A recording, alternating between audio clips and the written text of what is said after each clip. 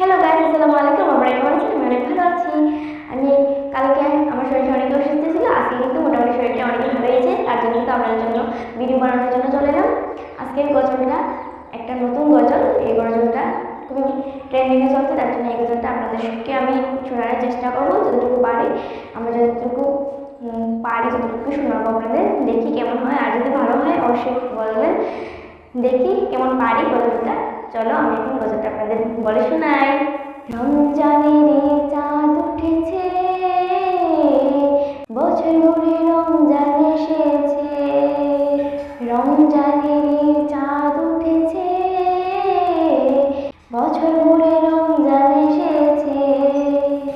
সেহরি হবে, ইফতার হবে, মসজিদেতে সবাই যাবে সেজদা করিতে। সেহরি হবে, ইফতার হবে, মসজিদেতে সবাই যাবে সেজদা করিতে। খোদা তোমার সন্তুষ্টি লাভের আশাতে। ও গো মাবুদ, ডাকি তোমারে, ক্ষমা করে দিও আমায় রোজ হাসরে।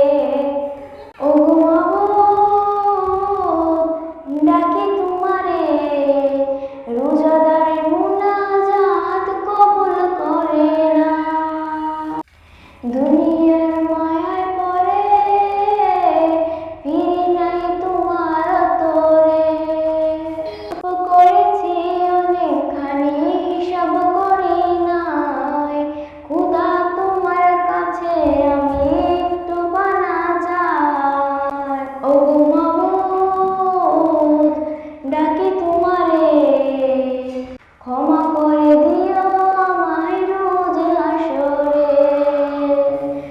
ও গো মাবুদ, ক্ষমা করে দাও, রোজাদারের মুনাজাত কবুল করে না।